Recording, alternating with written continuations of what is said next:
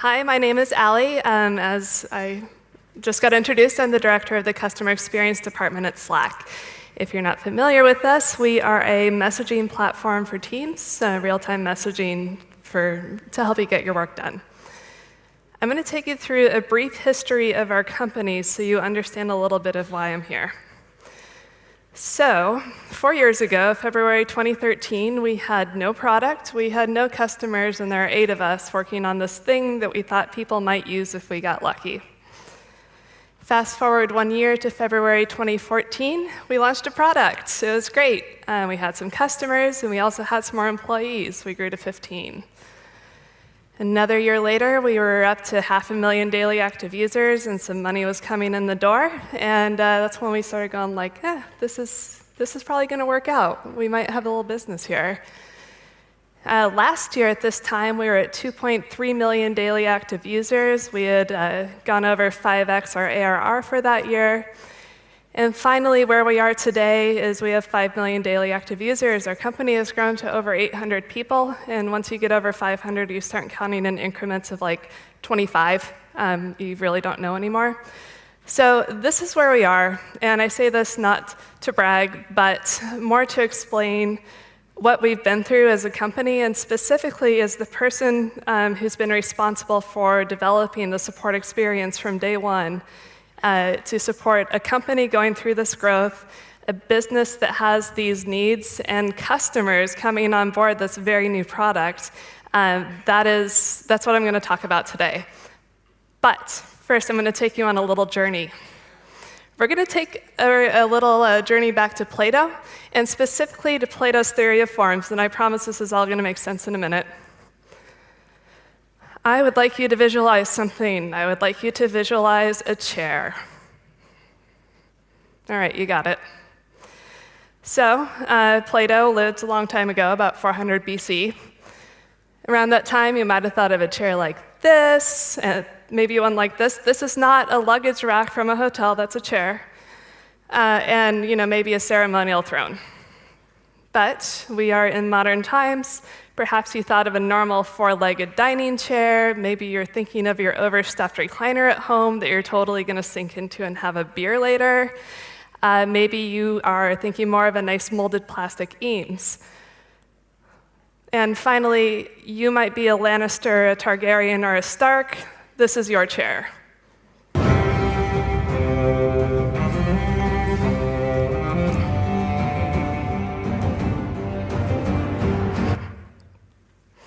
So what is a chair? What is specifically chair?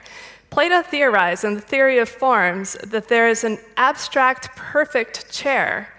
And all the chairs that you just thought of, all the chairs around you, these are simply imperfect manifestations of this one perfect chair. So we're going to move on to office chair. Think of your office chair. All right. So maybe in the 1800s, this was your office chair. It was a chair, it had wheels. 1950s, this is when our office chairs had 2 sizes, executive and secretary. And for all of us who are .com boomers, we had our Aerons. And again, for Lannisters, Targaryens, and Starks, this is your office chair.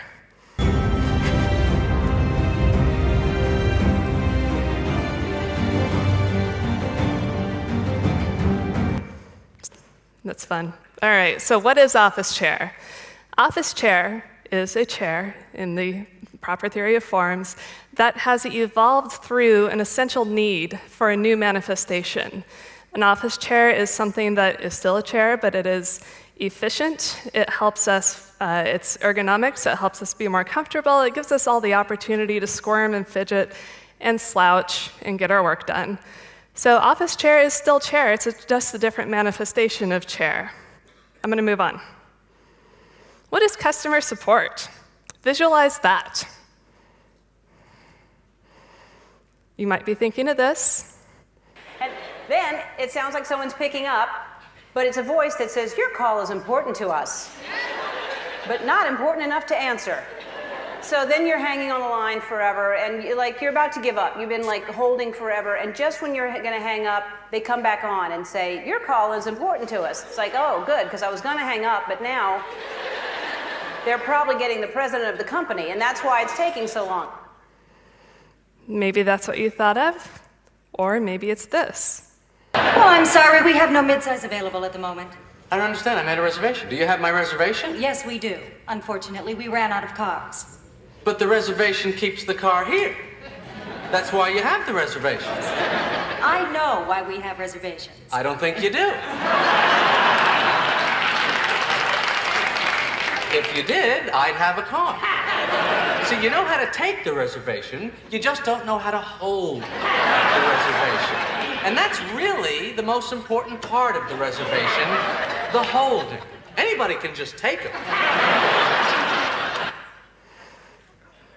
Maybe that's your customer support. I'm really sorry for what's about to happen. Maybe you didn't visualize anything. Maybe you just thought about the phone.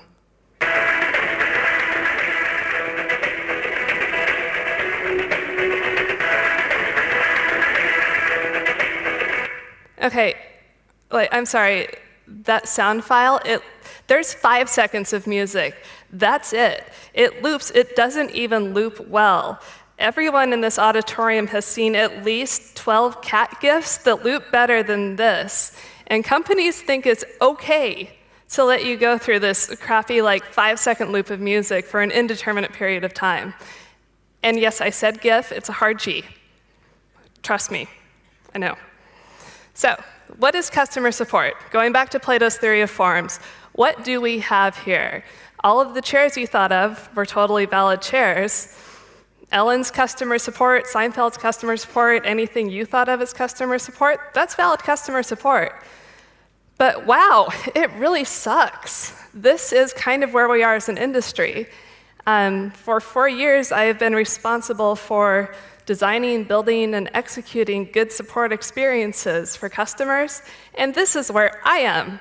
I am the person who, so I have an iPad on my cell plan. I don't have the iPad anymore, but I'm not going to call the phone company and cancel it because I don't want to be on the phone. And if I personally am in the bad place when I think about customer support, everybody who is not in this industry is surely and completely screwed. So what I would like to propose is that we can do better. And I'm sorry, I shouldn't have done this.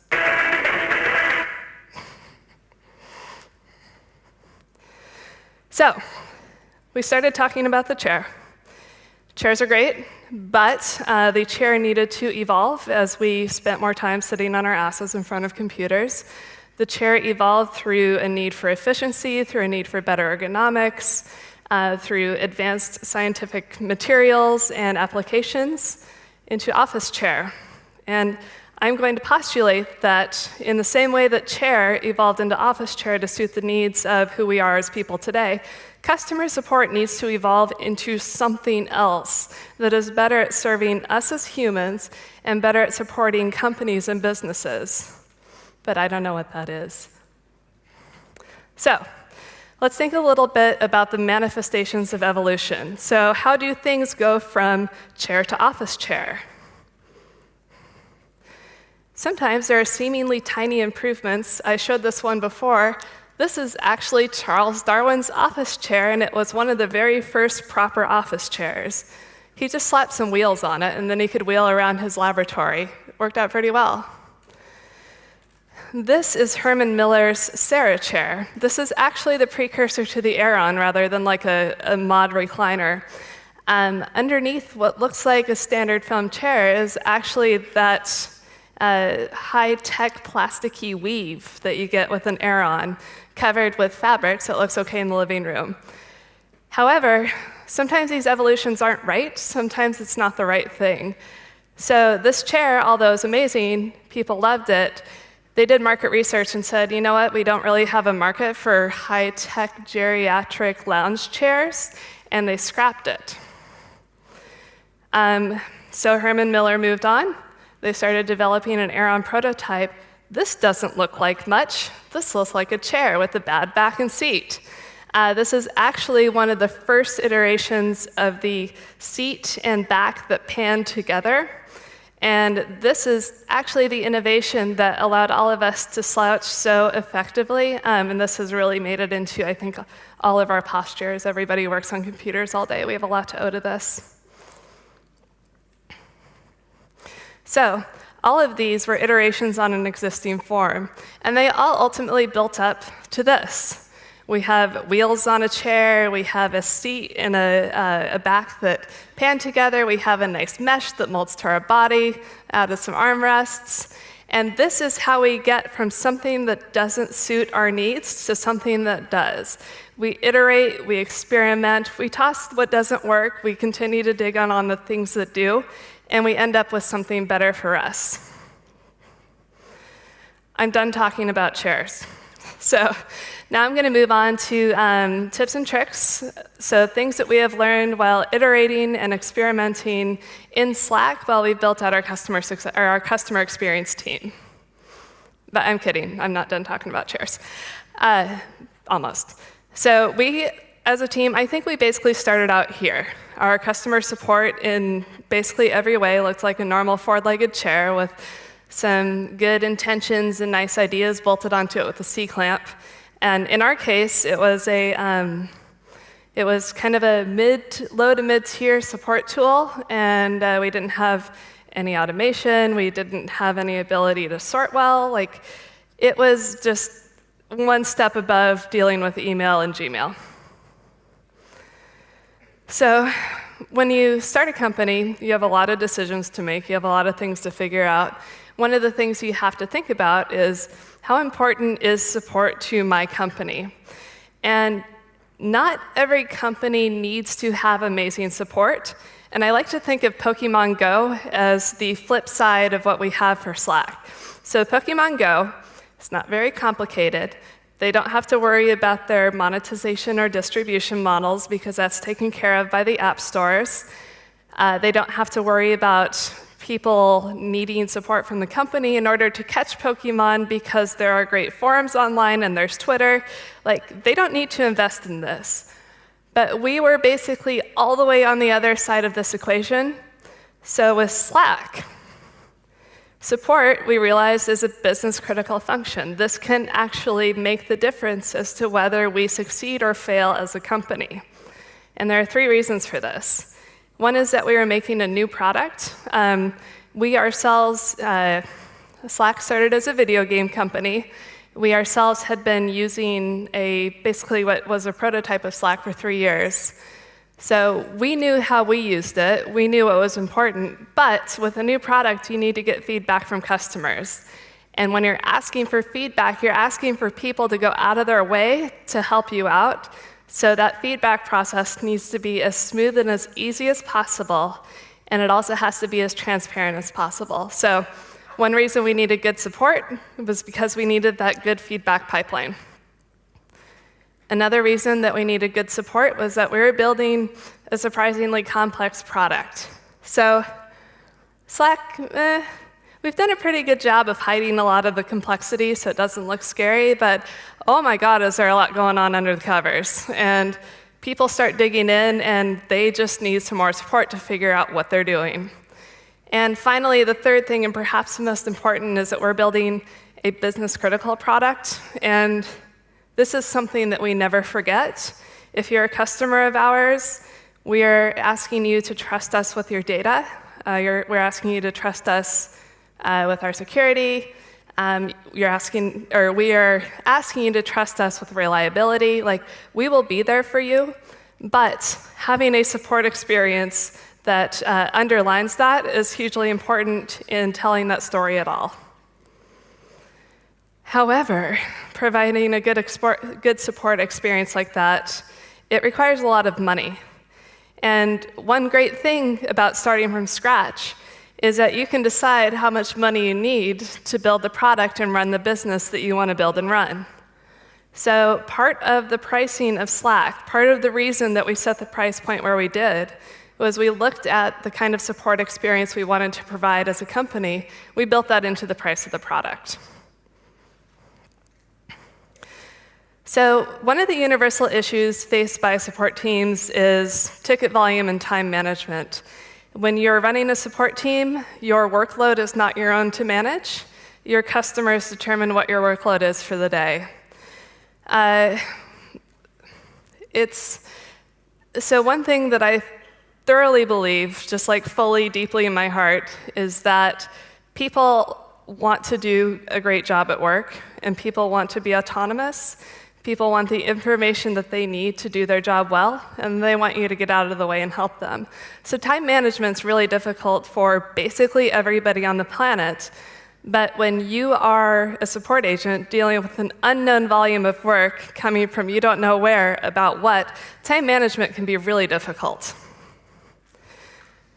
So this is kind of a philosophy, kind of a dogma of mine, which I just call the no numbers philosophy. And most support teams are structured in such a way that, well, agents are measured on one of two success criteria. And one can be, how many interactions did you do today? And there will be a floor on that. If you get below the floor, it's bad. And the other can be, how long did you spend on your interactions today? It'll be like, you have 5 minutes per call. So think about Apple and going to the Genius Bar. If you have an issue that takes longer than 15 minutes, they have 15 minutes for you. And this is the way a lot of support is managed, is either through a minimum amount of work or a maximum amount of time. This sucks. The people who are actually doing the work, the people who are supporting customers, I don't want to tell them, yeah, you can't spend as long as we should on that ticket because you need to move on or I'm going to dock you. At the same time, when you have a team of people, if you say, all of you need to do 50 tickets today, but the volume doesn't account for it, like sometimes we have a slow day. Does everybody on the team fail because our volume was too low? Do we have people like scrapping for tickets so that they can succeed at work? This is not a good way to spend people's time, emotional energy, mental energy. So this is where the no numbers philosophy came from. This is weird. It was something I hadn't seen anyone do before, so why not try it? And hey, it worked great for a little bit. It worked up until our team got to, I would say, 10 people in each region. We do follow the Sun support. And what happens when you get to about 10 people all working on the same body of work is that it becomes really difficult for each individual to get situational awareness on what work needs to be done, how many of them are working on it, and roughly how fast they need to work. So we needed to evolve. Our first iteration on the no numbers philosophy was to subdivide the queue. So it used to be that every ticket would be in the same queue, whether it was mobile or integrations or sales. It was all in the same place. So we started subdividing things. And this got us back to our original form, where we had 2 or 3 people working on one queue of tickets, and they could all see what was going on. They all knew what was going on around them.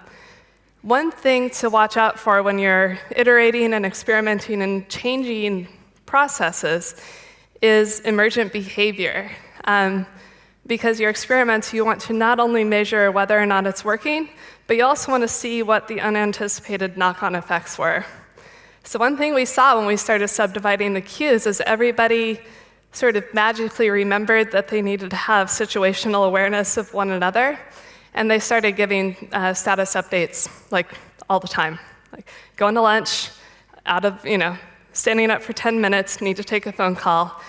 So sometimes you see these emergent behaviors and you're like, change was pretty good. We have some bad things that have emerged. You have to decide whether or not it's something worth fixing. In this case, it really wasn't. All right, so that got us a little bit further. Today, the customer experience team is about 140 people. 100 of those do support. And once again, we grew too big. People didn't really have situational awareness around how much work there was to do and what they should be doing about that. So we implemented a new program that I called Fair Share. This is very simple. So Fair Share is the number of tickets that come in during a region's workday divided by the number of people working that day.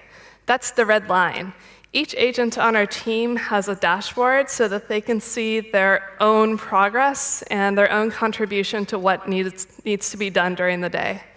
So the green bar represents the work that they did. The red bar represents a target. It is okay to have a day where you're under it. It's okay to have a day where you're over it. You're not trying to get to the red bar. We're trying to give people an understanding of what the workload is and roughly how hard they need to push themselves or how much time they have to do research, talk to engineering, to make sure that we're keeping up with all of our customers. And this was super interesting because we actually saw all this behavior that we wanted to fix, we saw it magically vanish. So we had this enormous standard deviation in terms of the amount of work that people were doing. We had some people all the way over here. We had this bell curve that was still kind of shifted to the left. And then we had some people over here who were doing just absurd amounts of work. And rather than, whip people and say, you need to do less and you need to do more, we're just like, here's how much you're doing, and here's how much you should be doing. And suddenly that standard deviation has closed all the way in without any strict management, simply exposing the data that was already there. All right, another universal issue that can be seen by support teams is mental overhead. There is a lot going on. You have tools that just have a big list of all the work that needs to be done, which is customers who need help.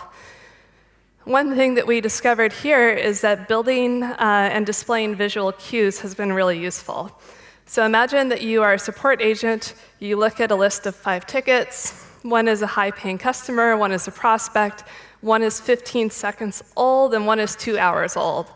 You're gonna start doing a lot of mental math around which one of these should I take first? But guess what? Computers can do that for you. You program them and they can make things color-coded.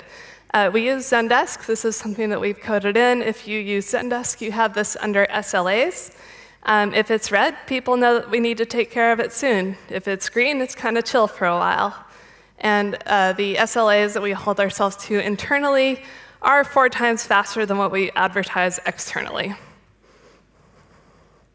Here's another visual cue that we have displayed in dashboards around our office. This is just the backlog of tickets. People can glance up from their desks and be like, whoa, we have 40 people waiting for help. Or, hey, this is a really great time for me to take lunch. So this is another way that people with just a very quick glance can understand situationally where they are and where we are as a team getting through work and make decisions and drive their behavior based on that. All right. This is the most important slide. No, I'm kidding. This totally isn't. No, not that. No, this one is, though. This is the magic combo. I promise you, this is all you need. Accuracy and speed. If you are able to give people accurate answers and you're able to do it quickly, you've won the game. You have a 5x bonus multiplier for being awesome, but accuracy and speed wins you every single time. So some quotes that I pulled up from our customers. It's amazing that you can respond to feature requests individually, keep on up with it. Quick to respond, patient, gave us a solution. Fastest. Thanks for being so responsive and knowledgeable. Superb agility and precise response. Knew how to handle my issues so quick. I did not cherry pick these. These are from Saturday. I just went to the channel where we list all of the support responses. These are all literally just from Saturday. And every day is like this. If you're fast and accurate, everybody's happy. And it's also a great way to work if your job is doing support, because everybody's really happy with what you do. So, to tidy this all up, great support experiences are going to require a lot of investment. They require upfront money because you're going to hire a lot of people, you're going to pay them to be comfortable, you're going to have sufficient staff to be fast, you're going to have sufficient training to be accurate, you're going to continue to maintain the profile of your support team within the company so that they have all the resources, tooling, and access that they need to do their jobs well. But once you get all that together, it rolls up into a pretty awesome experience for your customers. And it's one that, at least in our experience, has actually made a huge difference in terms of the success of our company and the success of our business. So I think we can do better. Better is possible. It's not all Seinfeld and Ellen. We can do way, way more. And like truly, it is the accuracy and speed combo. I really could have just shown you that one slide and gotten off the stage, but you had to listen to me for 25 minutes. So thank you very much.